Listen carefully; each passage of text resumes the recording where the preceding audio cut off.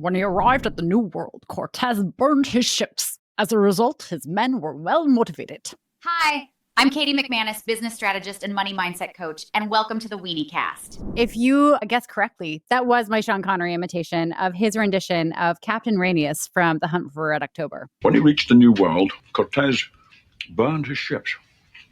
As a result, his men were well motivated.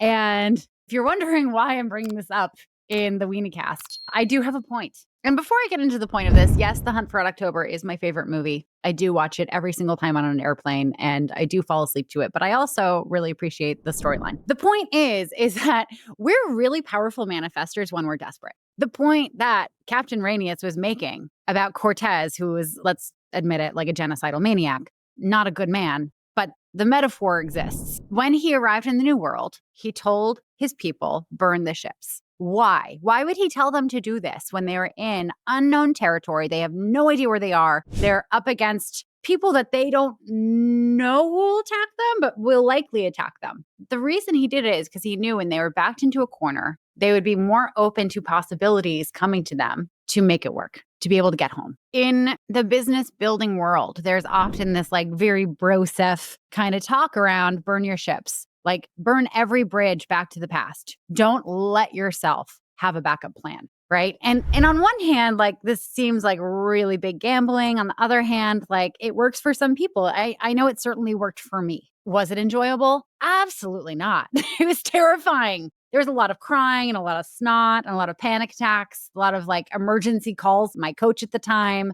But let's talk about how desperation plays into manifesting. Because when you're desperate, what happens? You're not intent on this one thing has to work. When you're so desperate, like you're about to lose where you're going to live, you've lost a job, you need to find income now. You're not intent on that one application to that one job working out. No, you are open to any possibility of money coming your way, of things working out. And for a lot of people, it's the only time they're open to any possibility of things working out. Most people are too attached to the plan that they've created for themselves about how things are going to work out. And I don't know about you, but for me, nothing good that I've ever brought into my life ever came because of a plan I made, right? I couldn't have planned how I met my best friend. I couldn't have planned how I got a lot of the jobs. I couldn't have planned how I became a coach. I couldn't have planned how I ended up getting a lot of my clients and building my business. Like all that stuff came from me just kind of being open to possibilities. A lot of people think that manifestation is about making a list, making like a Christmas list of all the things that you want, and then asking the universe to deliver them to you.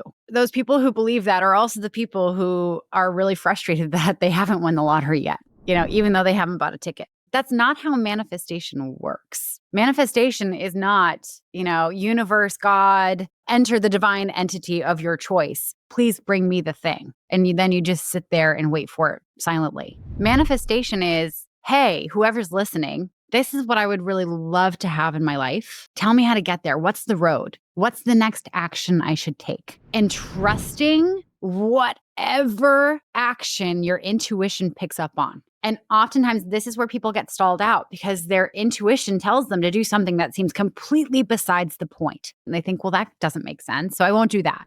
Give me something that makes sense for me to get clients. Give me something that makes sense for me to be able to make $60,000 a month. And then they don't get anything. They don't get a hit. So then they try to work harder and they try to force it. And it doesn't work because they're not trusting the intuitive hit that they had about what they need to do to get there. I want to share a couple examples of how this works in the world, and I'll share some personal examples as well. One of my favorite examples of this is actually from the author Elizabeth Gilbert. She wrote Eat, Pray, Love. She also wrote Big Magic and a bunch of other novels that I honestly haven't read. In Big Magic, she talks about how she got this idea for a book. She started working on it, and then hell broke loose in her life. I think her husband at the time lost residence status in the country they were living in, so then they had to move. The salient details have escaped me. But in all of this, the book that she had started working on, she kind of had to put it into storage and not work on it for a while. And when everything worked out, she came back to it and she started trying to work on it and kept trying to push it. But the inspiration had moved on and she no longer felt the passion for it. The story just wasn't there anymore. And funnily enough, this is another side conversation. Anne Patchett, who is a contemporary of hers and a friend of hers, without hearing Elizabeth's idea for this book, also got the same idea and also wrote that book, but did it successfully because she didn't drop it in the middle.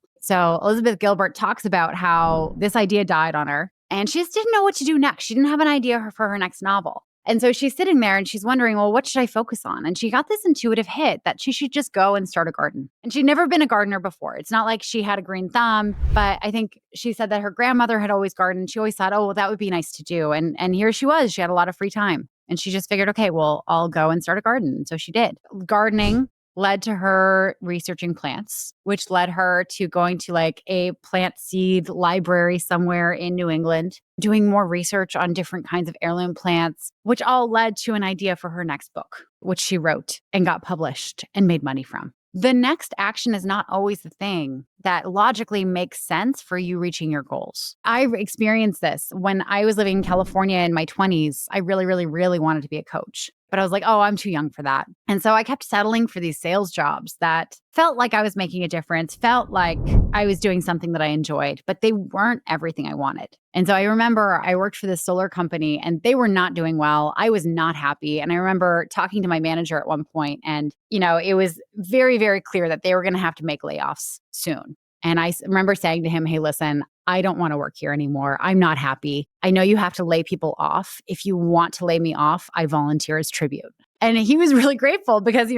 was looking at a bunch of people who did not want to be laid off. And he was trying to figure out who to cut. And me volunteering for this, just made sense. And I remember sitting in a parking garage in my car thinking, fuck, what am I going to do for money? I didn't have any savings at the time because the company wasn't doing well, so they weren't paying us that much. And I remember getting an email from the woman who owned the yarn shop that I worked like one Saturday a month and taught knitting classes at for some extra cash and for a discount on yarn because I was a big knitter at the time. And getting this email saying that Linda, the store manager, was retiring. And it wasn't a great time for her to retire because it was, I think, October. And the holiday season was upon us. And it was an incredibly busy time for the shop. It's when a lot of people come in and buy presents. And you really need someone who's knowledgeable to run the shop and be able to help customers. And I remember seeing this and being like, I could manage the yarn shop for a bit. I could be an interim manager. So I called Linda and I asked her, hey, listen,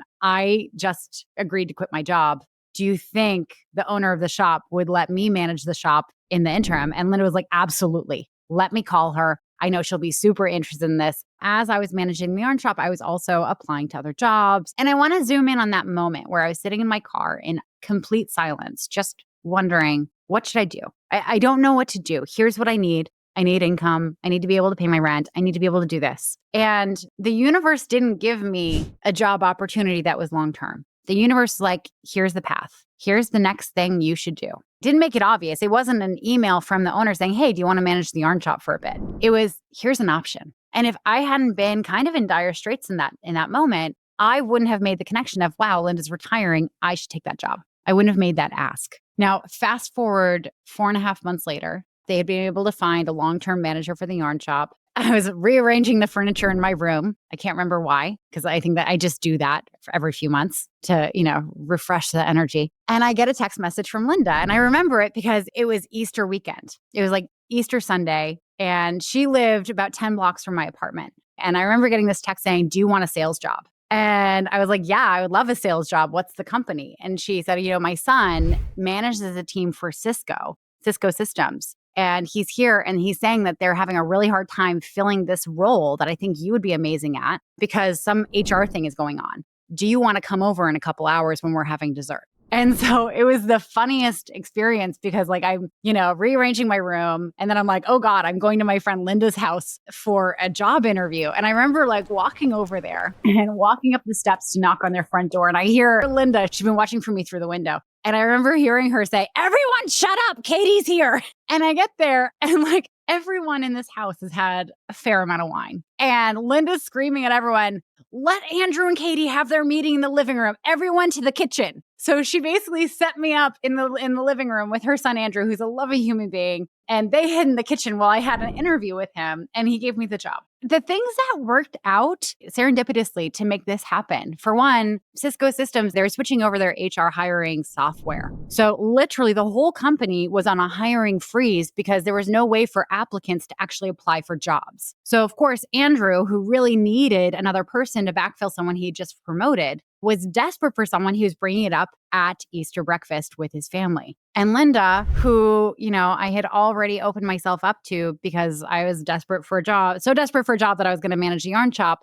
was like, I know someone. She's worked in sales. She's done this. Throughout me managing the shop, she got to see like my game and my responsibility and all these things about me. And she was able to recommend me for that role. Now, little did I know, if we're doing the stranger than fiction kind of setup here, that job would actually be the cushion I needed when I'd get into a really serious car accident about 7 months later. I'd be able to be on disability while I recovered from the concussions, mild brain injury that I had, which would be the doorway for me thinking, well, if life is this short that I almost died and I've wanted to be a coach this long, maybe while I'm recovering from this concussion, maybe I should just get trained and certified as a coach. And all that led me here. But if I hadn't been desperate in that moment, in that parking garage, sitting in my car thinking, I don't know what the fuck I'm going to do, I'm open to absolutely anything, none of this would have happened. For manifestation to work, to actually bring you what you want, you have to know what you want. You have to have extreme clarity on what that is. But you also need silence. You need the quiet moments where you're sitting with that deep desire, where you can ask the universe, whatever power you believe in, hey,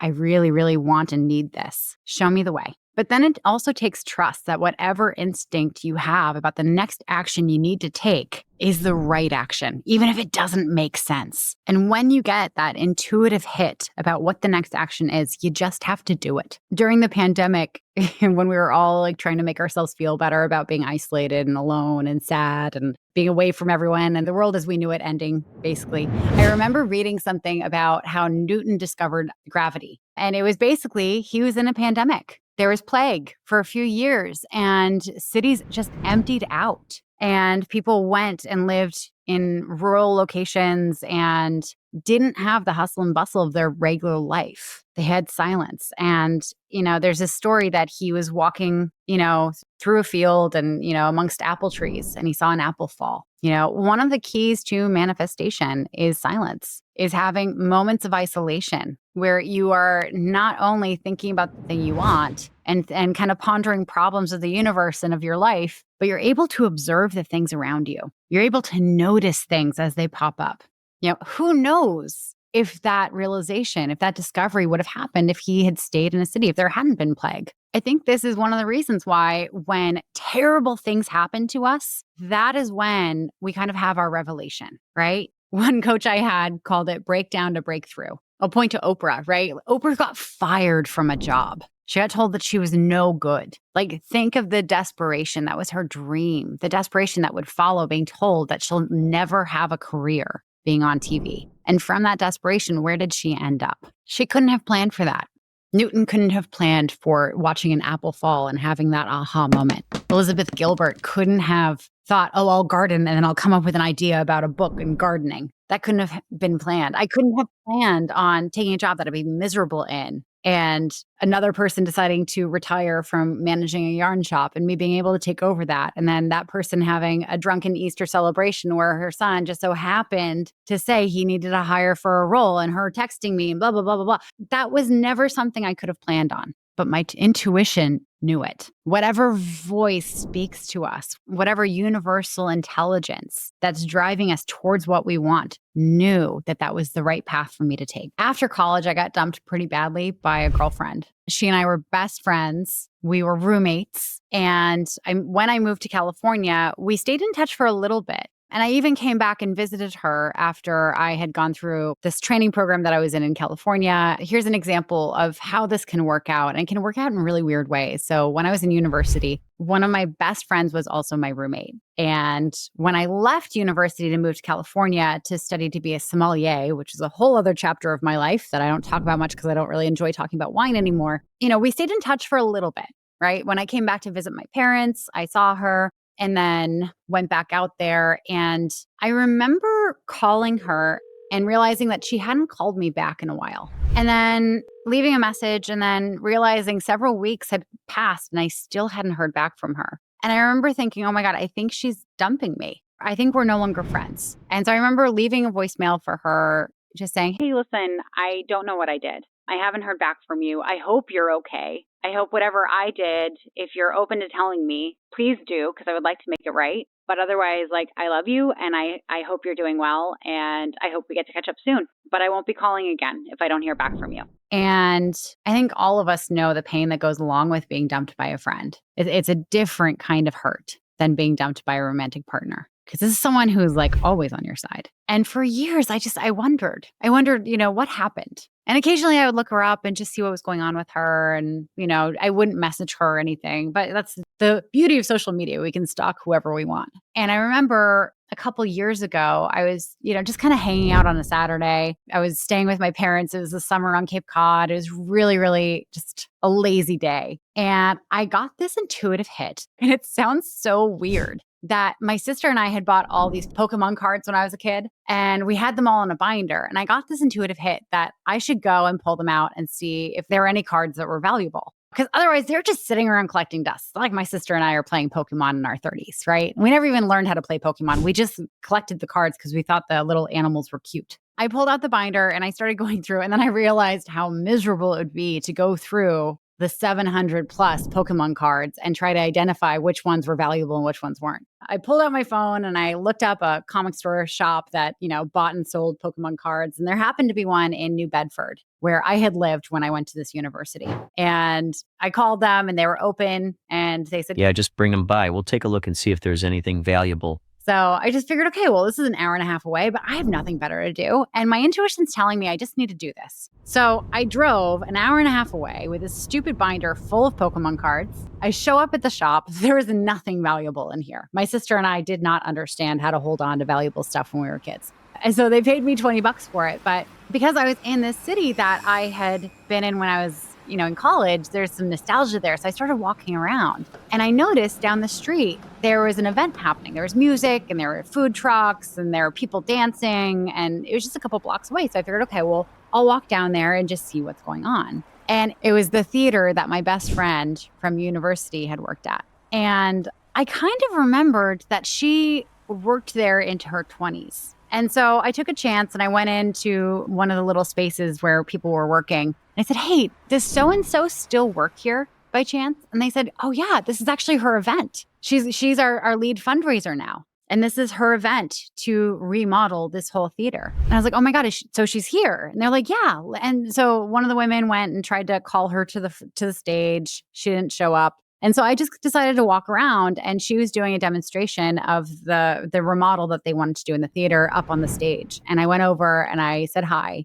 And she was, just bowled over to see me and we gave each other a big hug. And she messaged me later that day and said, it was so great to see you. I'd love to go to dinner if you're around. And so we arranged to go to dinner a couple weeks later and we're sitting there and she said, I'm so sorry. I'm so sorry for what I did. And I realized I didn't need to know why. I didn't need to know what happened. It was one of the most healing moments because I got to say, people let people go, for whatever reason it was, it's okay. It happens. For whatever reason, that friendship didn't serve her back then. But what was so wild is that my intuition was like, you should go sell Pokemon cards. And that'll be the weird pathway to you having closure on this really big hurt that your heart experienced. I want to just highlight that it wasn't something that I was currently really adamant about manifesting. It was something that I had held. I want an answer to this for a really long time. And the universe just happened to know that on this day, we should tell her to go and sell some Pokemon cards because the only place for her to sell the Pokemon cards is a place that's going to be right next door to this event that's going to be hosted by this person who caused the big hurt. And that's how wild manifestation can work sometimes. And if you think I could have planned that, you're nuts. Here's the decision I invite you to make in this moment is you can wait until desperation strikes. You can plan and you can hustle and you can try to force it and work longer and make the plan that you have created for yourself work. And when it doesn't, because it won't, because things never go to plan, things go terribly awry and you're backed into a corner and your ships are burnt and you are desperate. then you can get what you want. Or you can just choose to be open to opportunities now. You can tell the universe, here's what I want. Show me the path to get it. You can give yourself the silence and isolation time to be able to receive whatever intelligence is coming your way on that. And whatever it is, even if it doesn't make sense, you can go for it. So the choice is yours.